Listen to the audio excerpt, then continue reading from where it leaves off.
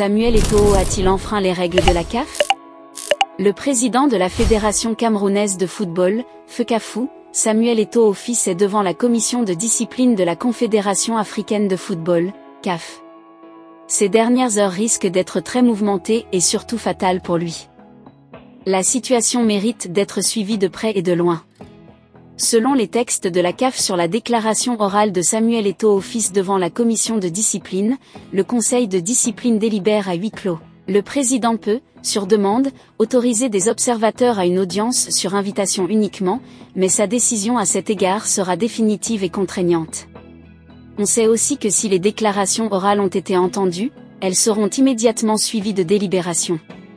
Elles se déroulent sans interruption, sauf circonstances exceptionnelles. Par ailleurs, le président décide dans quel ordre les différentes questions seront soumises à la délibération. Il est aussi indiqué que les membres présents expriment leur avis dans l'ordre fixé par le président, qui parle toujours le dernier, et le secrétaire qui a préparé le dossier participe aux réunions du conseil sans droit de vote.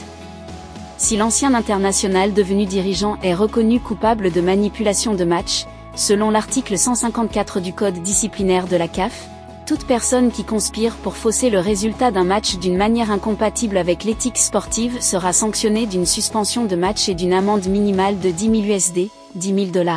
L'instance juridique prononcera également une interdiction d'exercer toute activité liée au football. Dans les cas graves, cette sanction s'appliquera à vie, avons-nous déjà rappelé dans des articles antérieurs. La nouveauté, très importante à savoir par les acteurs du football, qu'ils soient des soutiens ou non du président de la FECAFOOT, c'est qu'aussitôt la suspension de Samuel Eto'o fils décidée par la Confédération africaine de football, à la seconde qui suit, Samuel Eto'o fils n'est plus président de la FECAFOOT.